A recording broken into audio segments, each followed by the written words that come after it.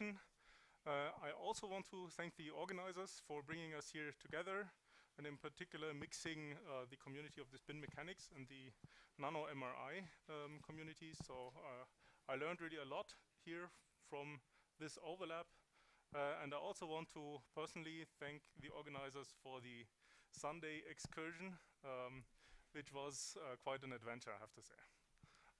So I want to talk about stressing spins and tuning strings, and I want to dissect or kind of separate my talk in 3 sections. They are independent. It is about phosphorus donor spins and how they behave under stress. This is a reasonably old topic for myself, but there are new insights that I want to present to you. Then there is something where I would like to discuss here with the imaging community what is possible and if we can see stray fields kind of emitted or kind of caused by the inverse spin Hall effect. There I would like to actually have your opinion and input. And then I want to talk about Magneto Elastics, and in particular Magneto Elastics in the context of a new material system, a cobalt iron, an ultra-low damping system. So first things first, I want to start with phosphorus. So to give you there a quick recap, so the field is 2 decades old, almost precisely by the months. In the meanwhile, it was triggered by Bruce Kane and is still heavily researched. And the idea is, or the conceptual idea is to do quantum information processing with phosphorus donors and use a silicon matrix for this. The advantage is or that you can use CMOS fabrication technologies for this. The other advantage is for the phosphorus donor spins and the nuclear spins, the lifetimes and coherence times are exceptionally long, and this I think triggered the field, and people try to kind of build quantum computers based out of this. So what we are interested today are the spins. Conceptually, what you want to do or have an additional lob is this A gate. This A gate is used to tune the spin, and this is done via the hyperfine interaction that's a little bit encoded here, and there's a J gate which kind of should kind of mediate interaction between these 2 donors. So far the concept, we went then a little bit into this field, and I want to show basically our contribution here in particular to this kind of hyper fine tuning, and also how to address this J coupling issue as it turns out. Okay, so with that I want to start with describing the system in terms of a spin Hamiltonian.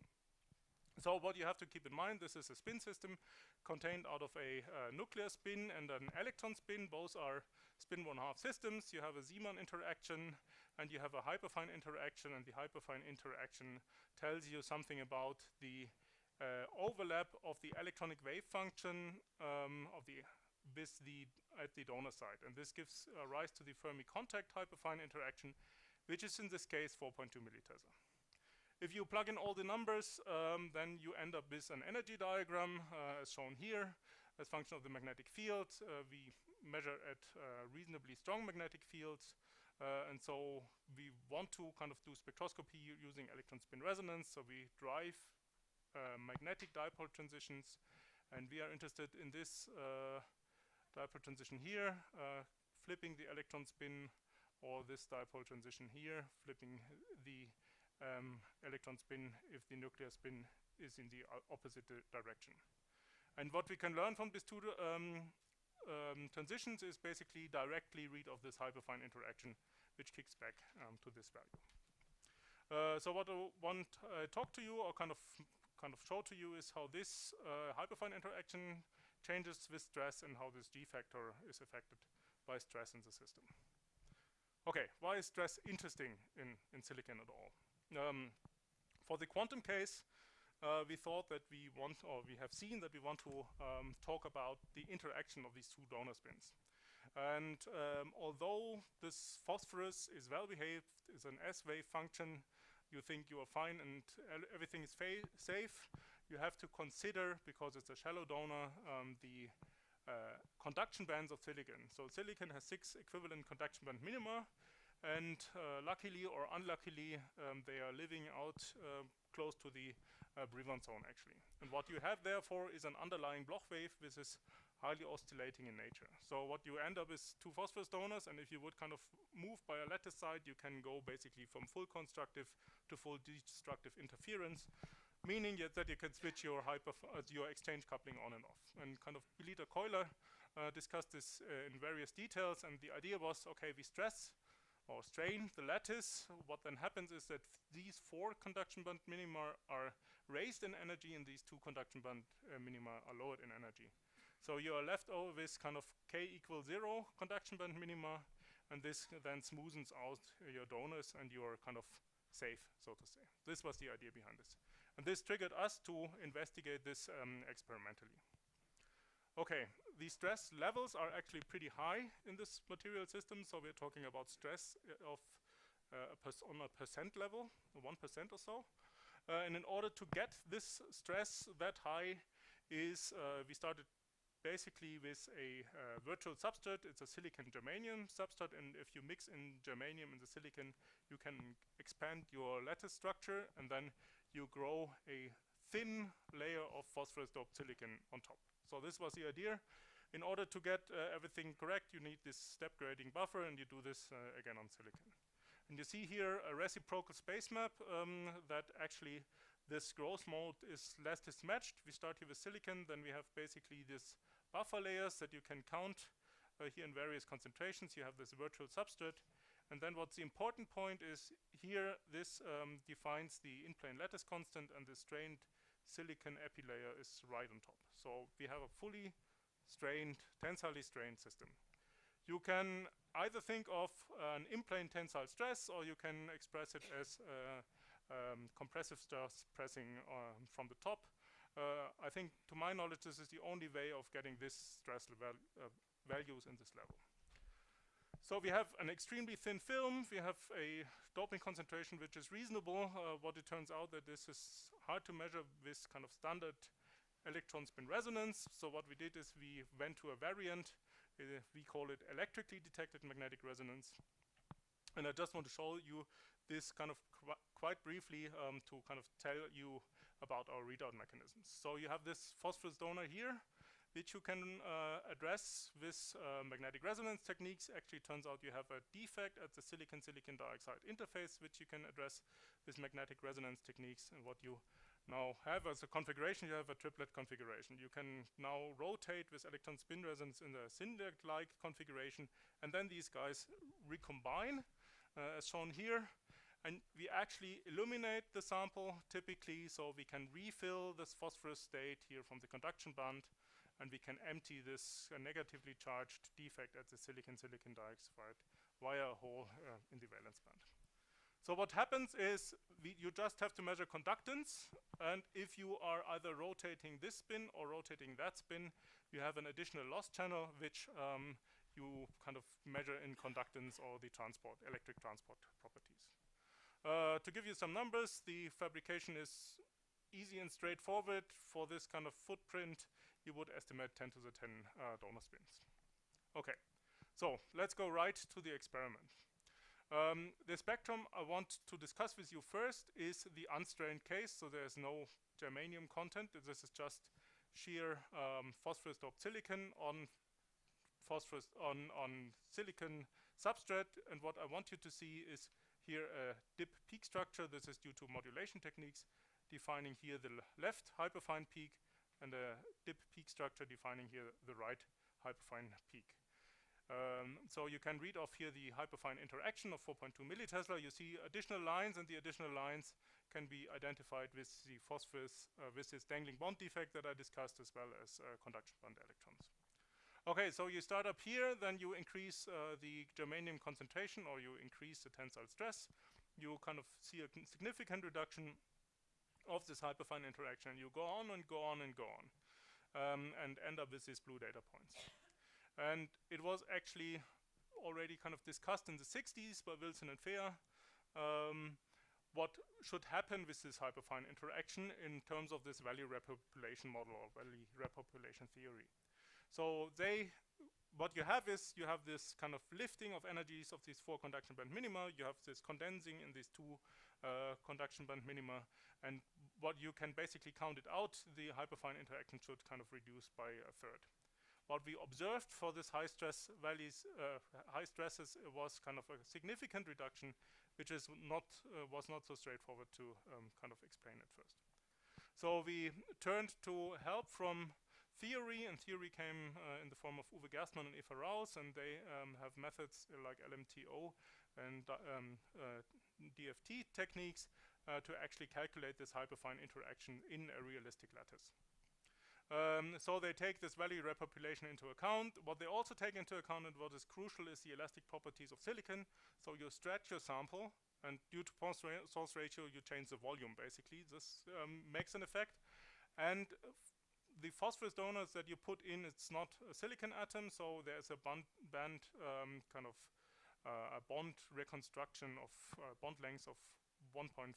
And this, if you take this into account, then you can understand that spectroscopically.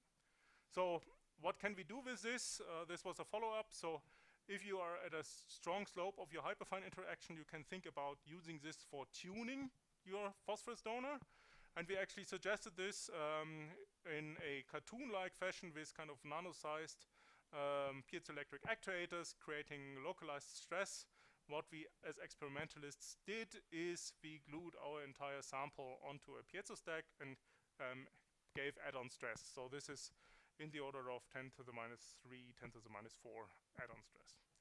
And then you can kind of manipulate a little bit here the hyperfine interaction. You see this here again in the spectra. Here in the blow-up, it's kind of easier to see. Black and white are two different polarities of the kind of voltages applied to this piezo actuator. You would say, okay, this is kind of a negligible effect. I want to remind you, this is natural silicon. If you go to isotopically engineered silicon, the line width that you see here is broad, kind of shrinks down to 8 microtesla. So we're talking here about 2 line widths. So for bringing you in and out of resonance, it should be actually sufficient. Okay, then again, some years later, we were actually contacted from Lloyd Hollenberg and Muhammad Usman from the University of Melbourne, and they are experts in timed binding modeling. And they initially used our data for benchmarking their hyperfine predictions, which is relevant for their quantum devices. And they were interested in the impact of stress and strain into the G factor. And so what I kind of omitted so far is that we measured all these data basically as function of the magnetic field angle. And what you notice is that there's a slight here anisotropy that you observe, which you can term in a kind of G factor anisotropy. So what we then did is we re-evaluated this data and kind of discussed with them the issue. What we saw in our experiment is kind of this kind of rather strong G factor anisotropy, which is kind of large compared to this bulk G factor anisotropy that is again predicted by Wilson Fair. And so we came to the conclusion that finite size might be an answer to this problem. So you have to remind yourself now that our silicon layer thickness is about 15 nanometers. And if we place a phosphor donor into this 15 nanometers, then it can see surfaces. And these surfaces make an impact. So they calculated this with tight binding methods and came up with this theory curve. And this fits quantitatively well better. What I want to mention here is that at the moment, silicon germanium is not implemented in their code. So this is basically modeled presently as a hard-walled boundary. Okay, so for the phosphorus, what do I wanted to convey to you? So this is an interesting topic from a spectroscopist perspective, as well as also relevant for quantum information processing. You can smooth your electronic wave function of the phosphorus electron spin wave function, which will come in handy. You can address the resonance frequencies of these spins, and we have now a better understanding of this G factor. So with the second part, I want to kind of get attention from you and get your help, and particularly the imaging community. So we are kind of discussing in the Institute spin coherence for a while, and what we are heavily relying on is the so-called inverse spin Hall effect, here abbreviated with ISHE. What you can imagine here as a pictorial representation or as a cartoon is that you ramp a current through a conductor. It's typically a spin orbit active metals or heavy metal like platinum. You have then charge flow kind of counter-propagating to this current flow. And due to either band structure effects or spin-dependent scattering, what happens is that you have build-up of a spin polarization at these boundaries. Okay, this is actually an old story. It was pioneered by Carter and Avshalom. They investigated this for indium-gallium arsenide, and they just kind of run currents here through the device, and they looked with magneto-optical Kerr effect here for spin accumulation at the left and the right edge. So this is basically a direct measurement of the spin accumulation here in the system. So we would like to kind of at least think about that for platinum. Platinum has the many advantages from an experimental point of view. Maybe for the imaging thing, the problematic thing is the spin diffusion length of 1 to 5 nanometers. Okay, so I don't want to spend actually any time on this slide. We had extremely beautiful examples what you all can do, and I'm still, first of all puzzled, and second, if you have any input for me and suggest to me what kind of is the most optimal method, I would like to get in contact with you for measuring what I will present you now. Okay, so you can do this as a homework. The theory is quite well laid out from people which are here in the audience. What you need to compute is the spin chemical potential that build up here at the boundary of your wire. So we are talking here about, in our model, 2 nanometers high, 30 nanometers wide. And then you can recoin this in terms of a spin density or an effective spin density in your wire. So for the long side, you have decent spin accumulation. For the kind of thin side, you have lower spin accumulation. And what we want to do now is calculate the magnetic stray field of this. So we have here a virtual point, and as we have all learned in first or second term, you can just integrate it out, and that's basically what we did. What comes out for realistic parameters for the case of platinum and a current density of 10 to the 10 amps per meter square, so this is what we typically use in our lab, is the following field distribution, and I hope you can see this. The field is extremely well confined here at the location of the platinum strip. So you see here basically roughly the shape of my finger, our platinum strip, and you get something like a quadrupole-like field for the spin accumulation case. If you zoom in here more closely, and this is actually the thing we're interested in, is you see that we have actually large magnetic fields, large stray fields, and the kind of entrance point of these stray fields is kind of slightly displaced from the corner of this platinum strip. So this is a zoom in of this area here. You definitely want to compare that with Ørsted fields. It turns out that the Ørsted fields are also trivial to calculate. They are way smaller, also in this region. So we are talking here about 15 microtesla, and here it's kind of clipped at 200 microtesla range. You can compare this in terms of dividing the two values in magnitude, and what you notice is that you want to probably come with your probe, with your magnetic field probe, closer than 5 nanometers, or roughly 5 nanometer range. If you can do this, yeah? I have a question. The spin densities that you calculated, it said they were 10 to the 26 per cube meter. Yeah.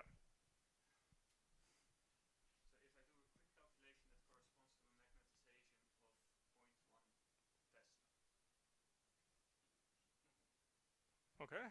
Just multiplying this by the Bohr magneton, which is 10 minus 23, gives 10 to the power 3 amp meter square per cube meter. Okay. I would like to discuss this with you basically at a sheet of paper, probably. Is it okay? Maybe I'm doing something wrong, but yeah, no. This seems to me extremely big, much bigger than I expected it. Okay. So, and that's why I'm pretty sure that these numbers are actually okay. Okay. So let's do that off. Then the Earth-set field is it's great. Mhm. I mean, this would be fantastic if you can detect it like this. Mhm. 10 to the 10 amps per square meter. Just this number. 10 to the 10 amps per. Huh. No, there's nothing underneath. So this is just that spin Hall effect if you kind of plug in the numbers from these sources, basically. So you take the equations which are published here and then you plug in your numbers, which is spin Hall angle, spin diffusion length. These are the main parameters there.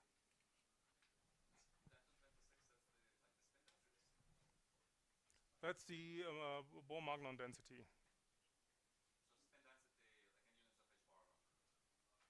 Mu Bohrs. Yeah. Okay, but then that's definitely much less than 1 Tesla. Because it's much more dilute than, let's say, a ferromagnet. Yeah. It's 1,000 amps per. And 1 Tesla corresponds to like basically Bohr magneton per atomic site. Like a full transitional ferromagnet. Yeah. This is much less. Okay, in expressed in amps per meter, it's 1,000. I Multiply with 10 minus 20. okay. Can we just? Yeah. Yeah. That is a crucial point. Yeah.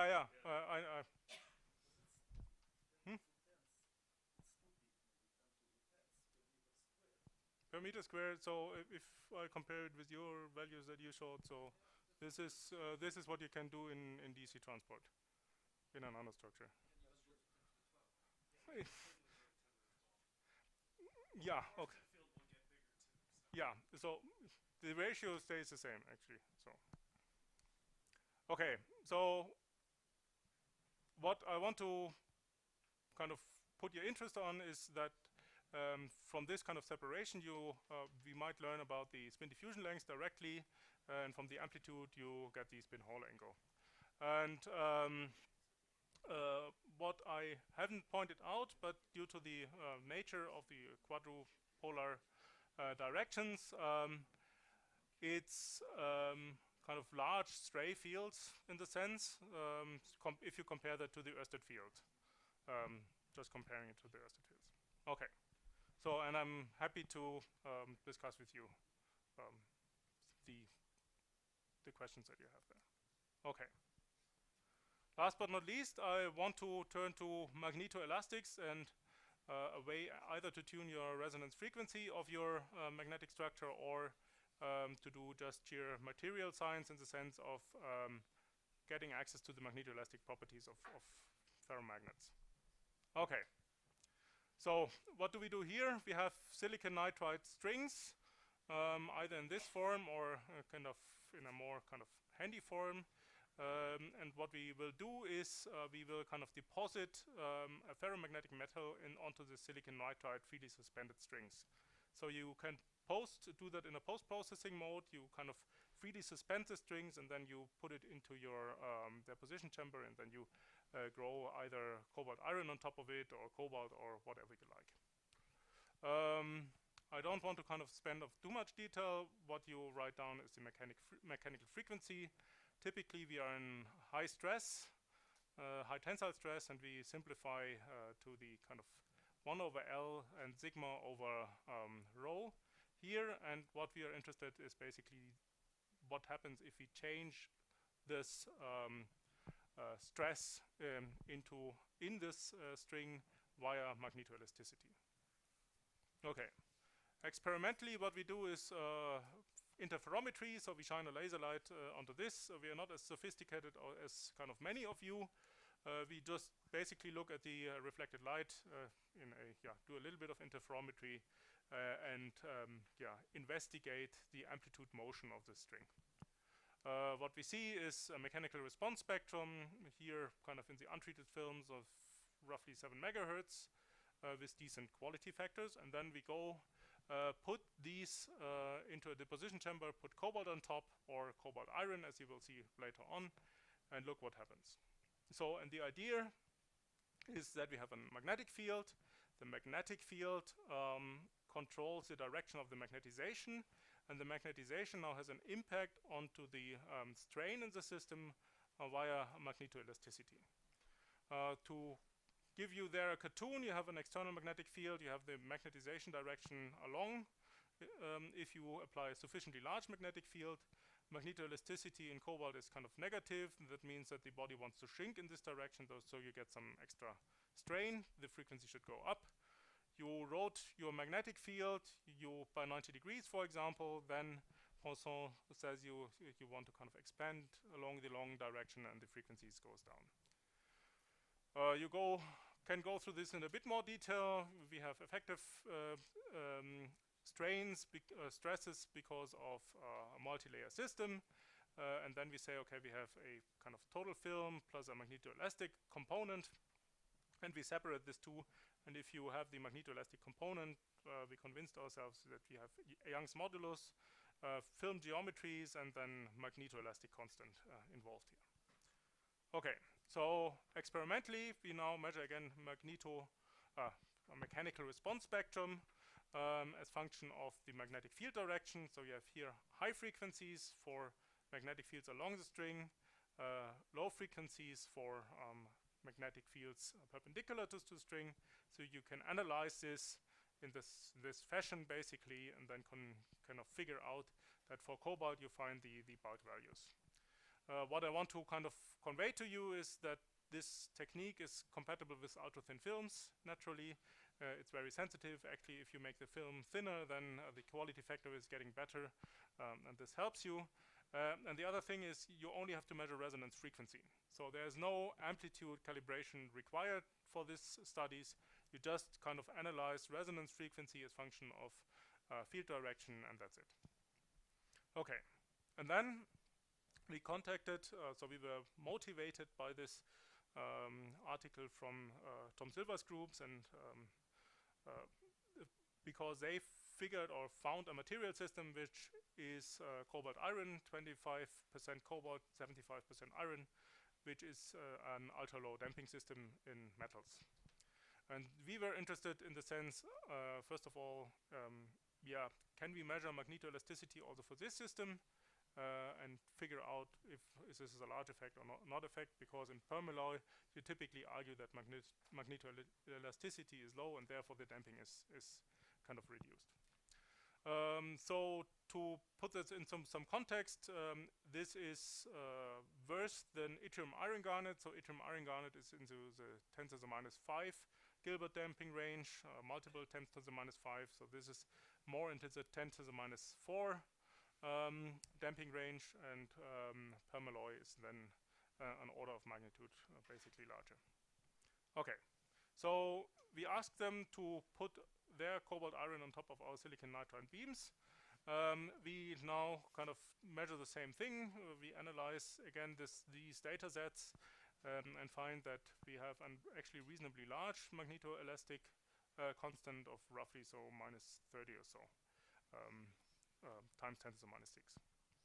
So it's much larger, and we are actually interested in this in the context of maybe coupling the mechanical motion to the magnetization degree of freedom magnetoelastically. So this might be a nice way to do that. So with this, I want to say thanks to many people. So for the silicon work, I want to mention the University of Melbourne, Muhammad Usman, and Lloyd Hollenberg, who re-triggered this part of our heart, Martin Brandt and his PhD students for all the work on phosphorus doped in silicon, Uwe Gerstmann for the numerical calculations in the first part of this section.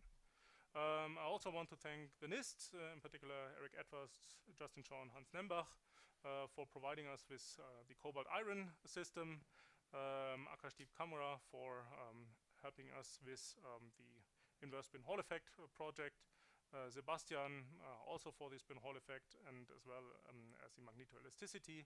And in particular, I also want to kind of mention and thank the Walther-Meissner-Institut and my colleagues, and in particular the PhD students, Matthias Bernpantner and Daniel Schwienbacher, for their efforts in magnetoelasticity, inverse spin Hall effect. And with this, I want to just kind of flash my outline again. to give you an overview of what we have talked about. Thank you very much for your attention. For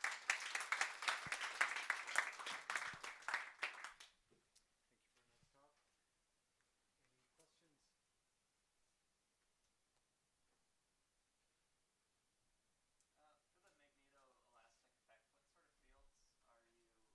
you applying to get any of the changes in the strain in the frequency?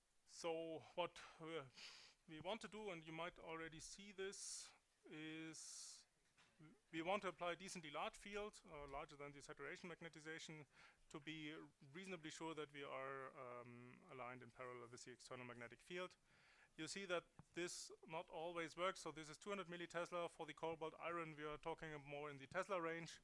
And you see even for the cobalt and the 200 millitesla that there are slight deviations which we can actually account for. So this is just shape anisotropy, basically, that we have here. So what really matters is, of course, the magnetization direction with respect to the beam.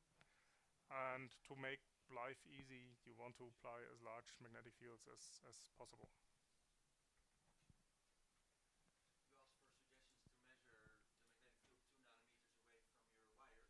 Yeah. So I thought you asked an MV person to do nano MRI of the fluorine you deposit on it. So the nuclei tell you what the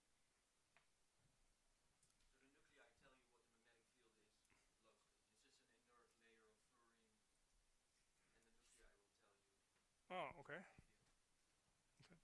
What I basically learned is that just for the NV center, that it's buried or kind of contained in the diamond lattice, and therefore you're not getting So you can't as close. get the NV center at 2 nanometers away from that Okay. surface, but the NV centers can feel the. Okay. The nuclear spin at the surface. Okay. So how much field is left, say 10 nanometers above the center? Do you have, well, this has to saturate in a different way. Useful to know, I guess. I mean, you don't see anything here.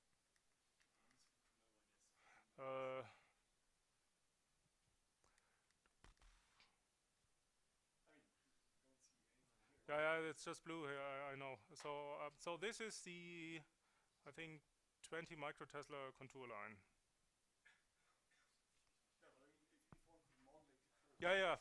We can basically look into my laptop later on, and I can basically give you a field value for every point here. Because it's one of our squares. There's a very fast drop off. Yeah. Mhm. Yeah. Okay, now let's Mhm. take the speaker one more time.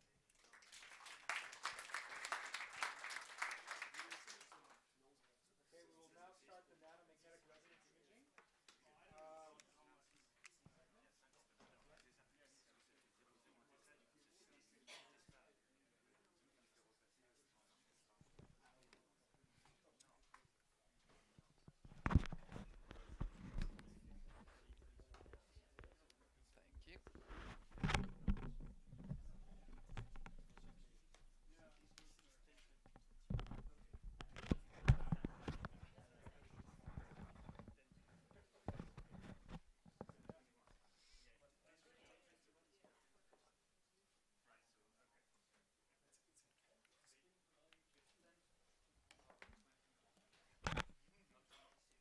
Okay, so the first talk in this session will be by Vincent Sauer. Sauer. Yeah. Thank you. Nanomechanical torque magnetometry of bilayer copper oxide microdiscs. All right, thank you everyone. I'd like to again thank the organizers. I know how much trouble it can be to get these things together. And it's been, it's been very invigorating, kind of along 3 fronts. The first one is just the community. It was mentioned earlier. It's a really great community of people to be around. Secondly, just looking outside, the fresh mountain air is pretty amazing. And also there is literally all the espresso I could ever imagine that I want to drink. So that's also been very helpful coming from overseas. So today I'm going to talk about our nanomechanical torque magnetometry, and we're looking at cobalt oxide microdiscs. But since there's a lot of like MRFM people here, I thought also I'd talk a bit about some work that I did with my previous group, which is a group collaborator with Mark. And that's where we're kind of turning a little bit of the field on its head. And you can actually improve the mechanical sensor performance when you do have larger damping. There's some caveats on that. You do need to have a specialized system, but the important thing, which I'll go through for that, is we kind of have this new technology, especially with some of the nanophotonics, that make it very achievable to get into these conditions. So first, the outline. Mark did a really great introduction for the nanomechanical torque magnetometry this morning. So I'll go over kind of how we can deposit specialized types of structures onto some just run-of-the-mill top-down fabricated nanomechanical devices. There's a lot of like great physics going on with a lot of specialized sensors and materials, but we kind of like to kick it old school and kind of hope for a more achievable, buildable, scalable system, especially since the nanofabrication facilities we have at the University of Alberta are pretty good. Then I'll just briefly discuss the ferromagnetic, anti-ferromagnetic systems. This is one of the specialized material systems we can deposit onto our arbitrary nanomechanical beams. Finally, we do this torque magnetometry to analyze kind of the material that we've had deposited. And finally, I'll go over this low Q, high sensitivity, what's been missed, what we can achieve, and when it applies and kind of doesn't apply. So first, in case anyone was too sleepy this morning or missed it, torque magnetometry, we have these nanomechanical sensors, torsionators we call them. So the torque is proportional or is equal to the magnetic moments times the field. So that torque causes the beam to rotate, and if you have a interferometer on one side of that paddle, you're able to detect that motion. From that motion in and out of plane, you can again calibrate that to a rotation or a torque. So with this technique in the past, they've actually been able to use vortex states to look at Barkhausen steps inside some of these small disk materials. Things have changed slightly from how we used to make these devices versus how we make them now, and I'll just kind of go over that as well. Again, for the setup, it's very, very straightforward. Again, it's just an interferometer free space setup. To change our fields, though, we just have one huge rare earth magnet, and we move that towards and away from the stage just on a rail, and that causes some issues because some of our stage components are magnetically,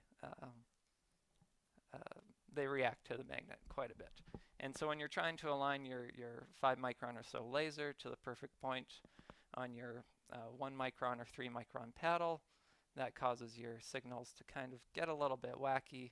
And if you're trying to use the magnitude of those signals to actually characterize your magnetic sample, it's a little bit of an issue. So we have plans to kind of correct that. But in the simplest sense, it's just a free space laser directed at the torsionator, and then we change the field and see how that affects the magnitude of the motion. So when I'm talking about this generic test bed for making these nanomechanical structures, generally what you'll do, you'll use something like silicon on insulator wafer.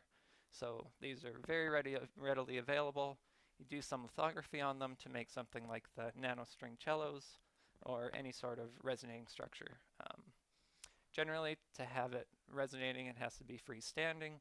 So you'll pattern the top layer, kind of etch out what's underneath it, so it is free to move. Some of the issues, though, is you can't always do it in the conventional sense where you make your entire system, you add your analyte material, and then release the structure, because sometimes just you'll have an incompatibility of fabrication steps. So the most obvious one and the biggest issue was buffered oxide etch, which is used to remove the silicon dioxide that initially supports silicon on insulator single crystal torsionator etches the permalloy away. So it's not a very good test bed if the material you're testing doesn't actually survive the fabrication process. So what we'll do is we can actually take just regularly fabricated ones. So steps A through C are just regular fabrication. So we take the EBL resist usually, pattern the resist, etch out the resonator beam, and then release it in BOE. And then what we do is we want to actually support this inside a matrix of another EBL resist. So once we do that, we can pattern that resist again, which we see in step F, and do something like liftoff. So permalloy can come in, be deposited all across the sample. You put it inside a solvent to remove the EBL resist, all the permalloy that's on top of the EBL resist, and then just leave your nice permalloy dot on top of your nice torsional resonator. Oh, it actually doesn't. Anyways, that's in step F. So this is a nice way for us to actually be able to deposit kind of arbitrary materials on top.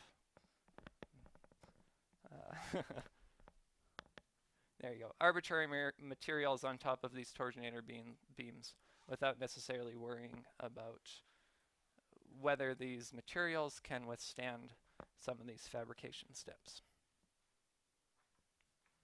So just looking at some of the structures as they're fabricated, here you can see these are pre-release devices. Another thing I should mention is we only need to critically point dry these devices just once. So directly after the buffered oxide etch, when these are released, we'll slowly add higher and higher concentrations of resist on top to kind of displace all the water and alcohol slowly with this EBL resist. So that's kind of what we see here. All this nice gooey stuff is actually okay with us, because then we can go in and then pattern these arbitrary shapes on top.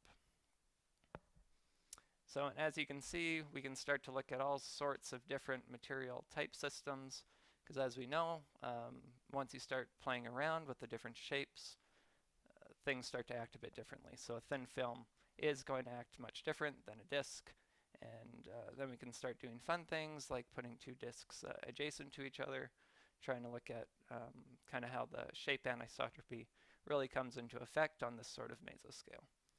So we have high yield, stiction-free, arbitrary shapes, and then arbitrary materials.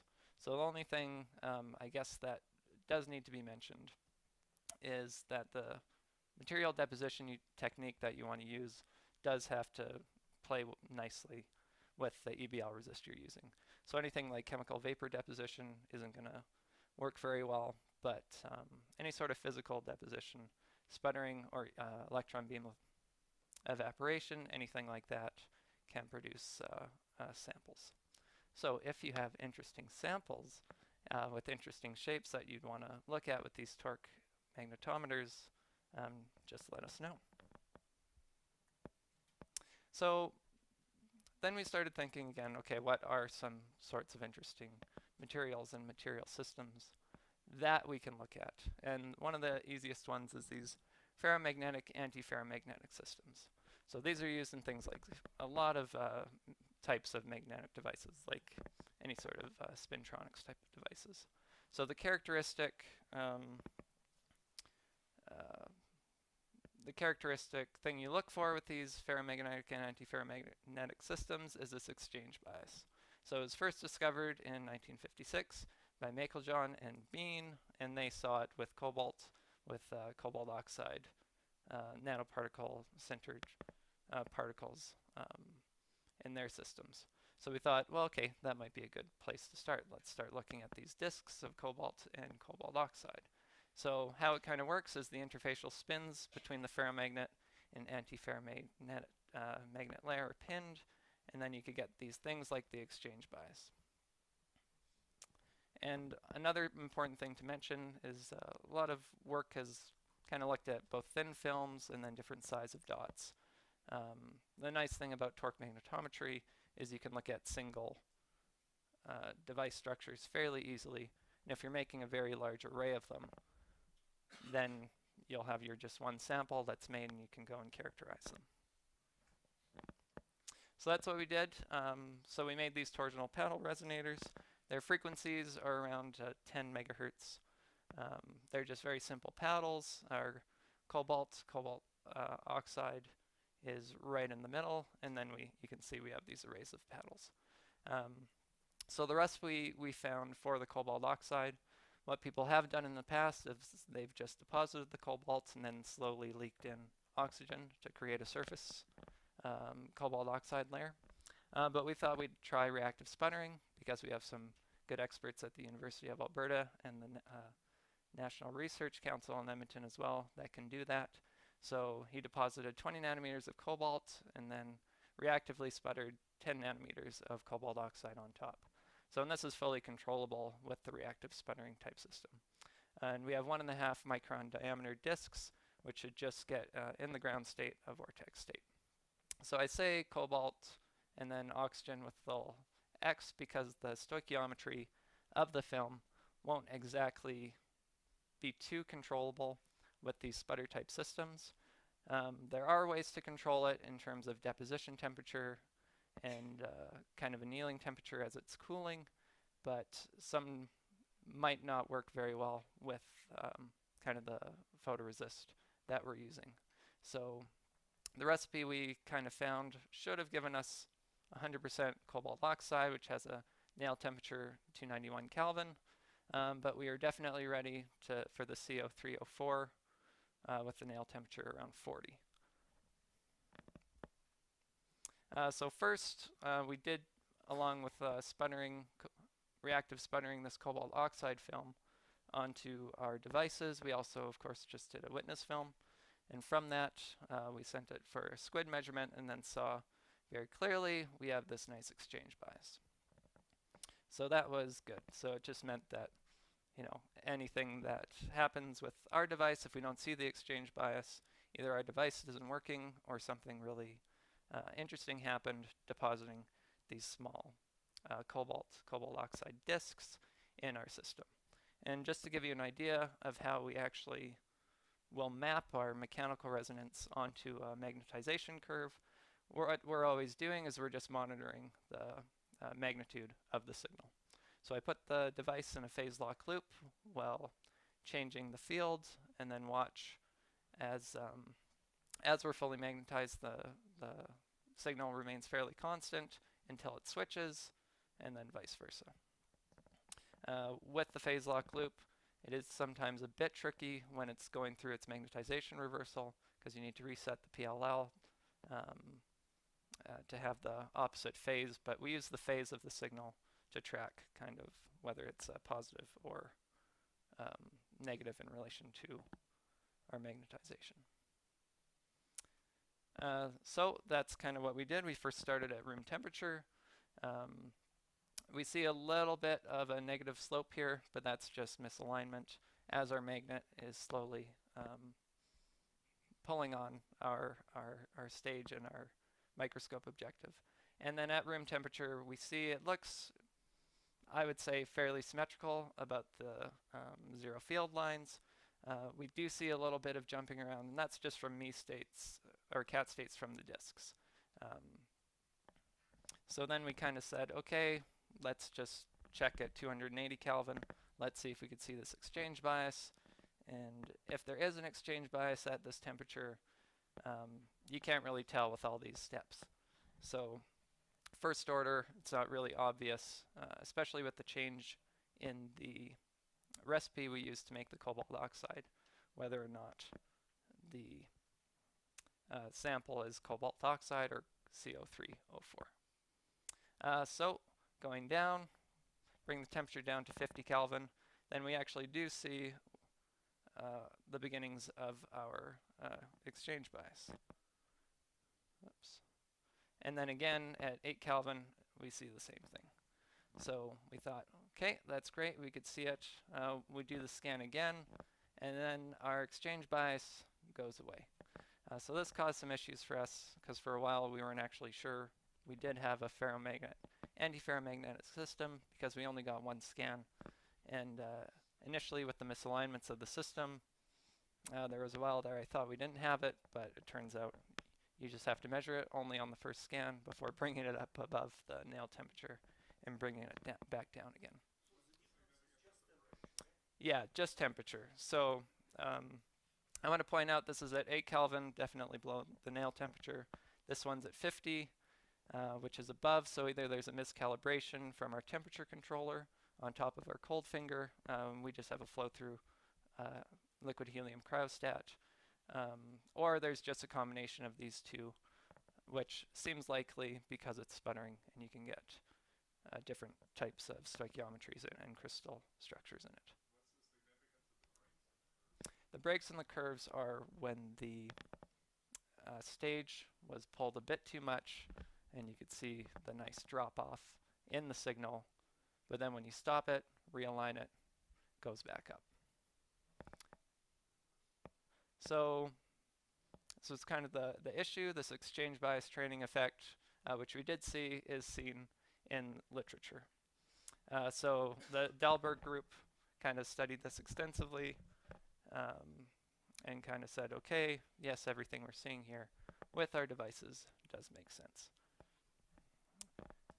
So from that point, kind of what's next with these systems, we like to use the vortex state to kind of look at different features. So we were able to control the Barkhausen steps in the group just by putting deterministic pinning sites, which will always be followed. So we're going to start trying to look at those with these ferromagnetic systems. So part 2, this lower Q, higher sensitivity part. I'll first start off by saying this has nothing to do with any of the quantum type of systems. For there, you definitely do need the high mechanical Qs because you do want a very high cooperativity. But it is counter to conventional thinking. I know when I was looking at doing any sort of mass sensors, the idea was how do we always avoid putting this in air? How do we put it in fluid? Because those will kill the quality factor of the devices and hence kill the signal.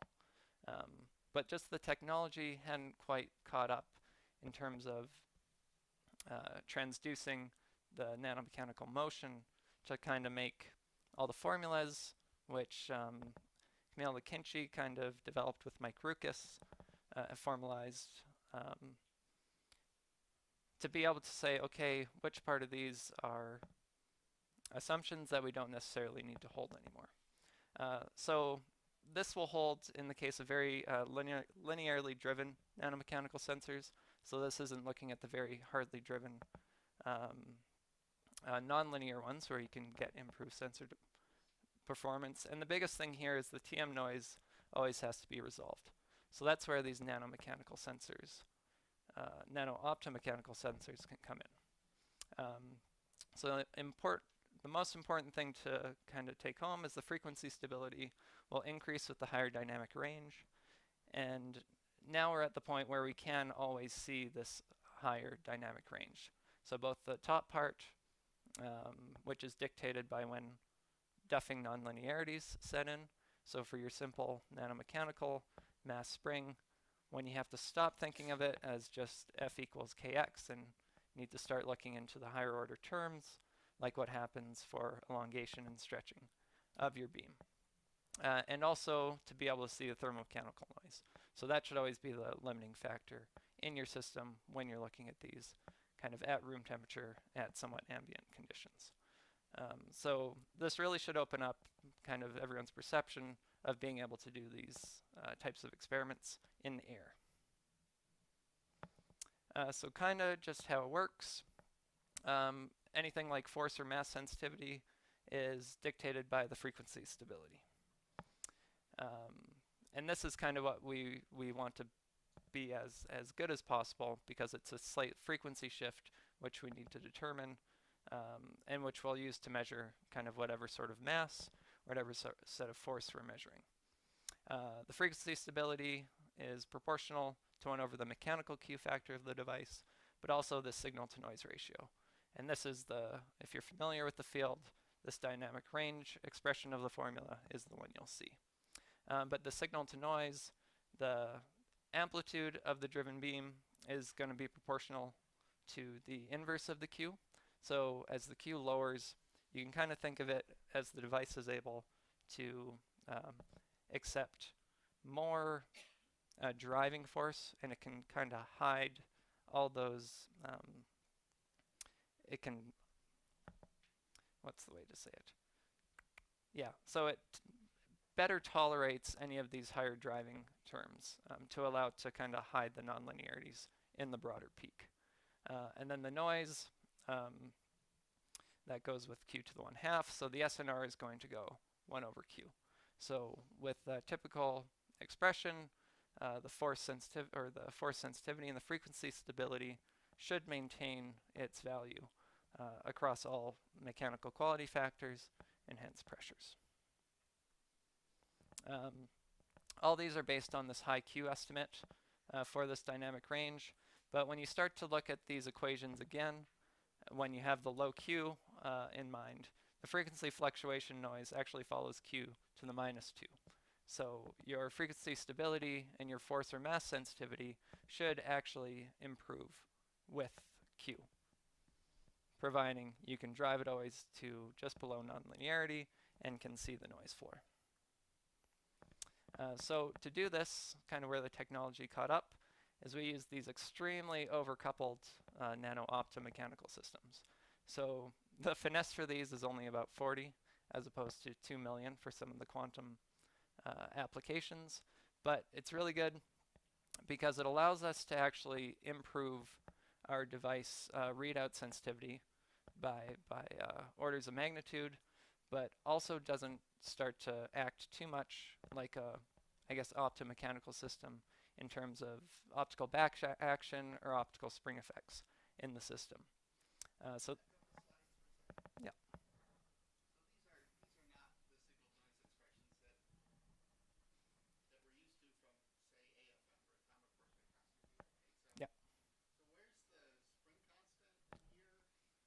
So the spring constant just comes kind of through this frequency stability measurement. So we characterize all this with an Allen deviation curve.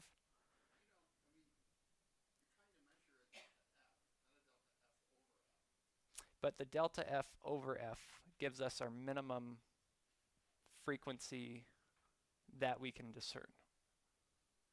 So it gives us our lower limit on, from our measurement system, what we can tell is a frequency shift over what is just frequency noise. So it's different than looking at the responsivity of a device, so the amount of frequency that changes based on the amount that's added, because that will always depend on just how stable that frequency is, not the minimum shift, or the minimum shift is what's important, not the magnitude of the shift. We can talk about it later. So the assumptions underlying this are that you have to drive it right until below Duffing nonlinearity. So you're pumping it so hard, you're just below the point where you have to start taking into account the elongation of the beam, not and some of these shape deformation effects into all of it. So when you get to that point,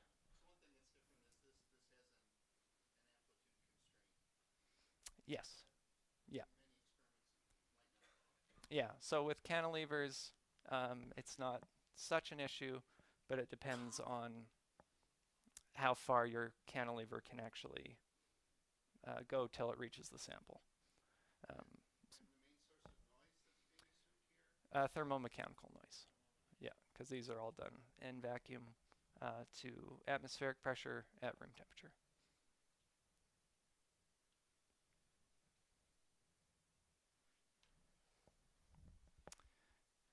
So yeah, so these devices are great for sensing the mechanical motion, but not great for doing quantum experiments. But that's okay with us. these do allow a large dynamic range of motion, especially for a cantilever, which is why we're able to drive it up to that point. So with this data to back it up, these shark fins are again where that onset of mechanical nonlinearity is, which dictates the top end of our dynamic range. And this athermal is our thermomechanical noise floor. As you can see, this does decrease with pressure, and the magnitude of our signal does until we can't actually pump enough energy into our piezo drive to keep driving it. These are the intrinsic line width of the mechanical beam that you see on the thermomechanical noise. What we're starting to see is a convolution of our actual piezo drive components because it's such broad band, and that kind of distorts the shape that we're seeing. But that doesn't affect the amount of energy that's dictating the mechanical frequency of the beam. So as we can see, our dynamic range does start to increase until we get this drive saturation regime, and then it's still maintained because it falls off at about the same order as our thermomechanical noise drops at the higher pressures. So then we just test this out by looking at these Allen deviations, which is a measure of the frequency stability, and we do see that these do drop, which is what's expected until our point of highest dynamic range, which is at 40 torr, before we start getting into the drive saturation regime. So what we actually see here, the blue line, that's kind of the high Q model that tells us we shouldn't actually be able to measure any Allen deviation frequency stabilities lower than this line. But when you start looking at the full model without this high Q approximation, we see it's actually down here and follows our data pretty well. And so to kind of calibrate this in a more real sense, we start pumping, just using a heater actually to calibrate with an added temperature frequency shift to kind of give us a range of our frequency stability. Then we kind of look at these frequency fluctuations just due to random temperature noise in the room, and are able to see that at the highest dynamic range, which is at the higher pressures, we're able to see a much lower temperature frequency stability, which again corresponds to what would be a higher sensitivity. So just to recap, started talking about this nanomechanical direct torque magnetometry, and we use that to study these cobalt oxide ferromagnetic, antiferromagnetic systems. We found the exchange bias with them and saw it does behave kind of as expected. We do need to modify our setup a bit to have get much nicer magnetization curves where we're not worried so much about the stronger fields that we're using now, modifying our device and experimental setup. And again, we did this torque magnetometry for sample characterization and saw that most likely we have a mixture of this cobalt and cobalt oxide and CO304. We plan on putting the witness sample into XRD just to confirm that for sure. And then finally, under the right conditions, when you can drive the device, so it's always at a maximized linear regime and can read out the nanomechanical thermomechanical noise at whatever Q you're looking at, you can actually maintain the sensitivity of your mass sensor without necessarily needing to have really, really high Qs. So with that, kind of like to thank everyone involved with the group, Mark Freeman, Joe Losby, and Ju Dao. Joe and Ju were the ones who kind of thought we should try these, looking at these anti-ferromagnetic systems. Then Eric was the one who's the sputtering expert at the National Research Council in Edmonton. Miro Beloff helped with all the cryo system. And then for the dynamic range experiments, that was Chopin Roy and Wayne Hebert's group, who's a former student of Mark and who I worked with and did my PhD with in part as well. So with that, thank you very much.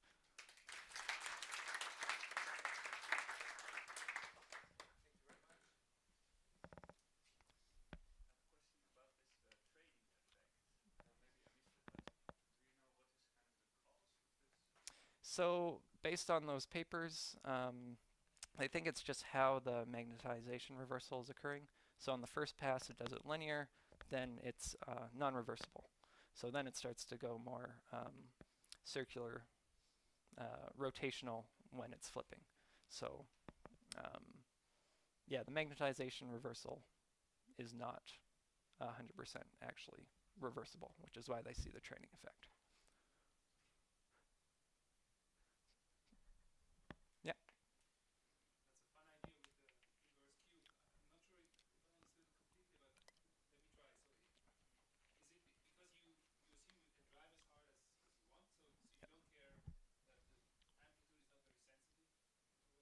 Yes. So you prefer to have a broad background so that your susceptibility as a function of frequency doesn't throw you off too much?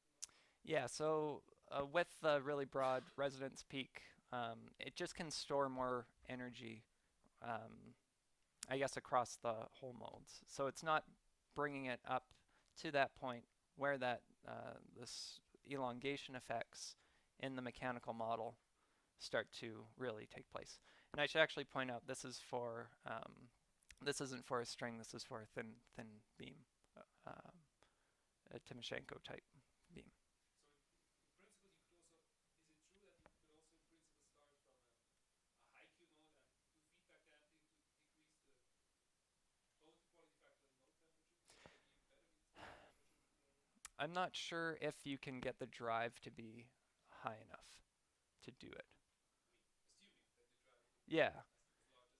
Right? yeah, because then you would be bringing down that bottom end of the dynamic range. Basically the same. Yeah, so you essentially always just want to maximize your dynamic range, and you can do that now at high pressures and lower Qs.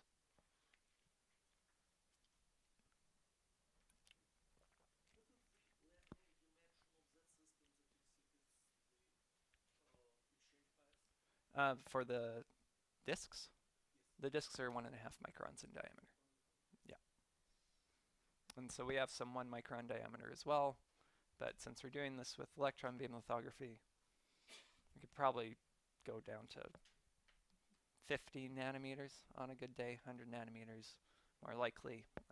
So we could start to look at different systems as well.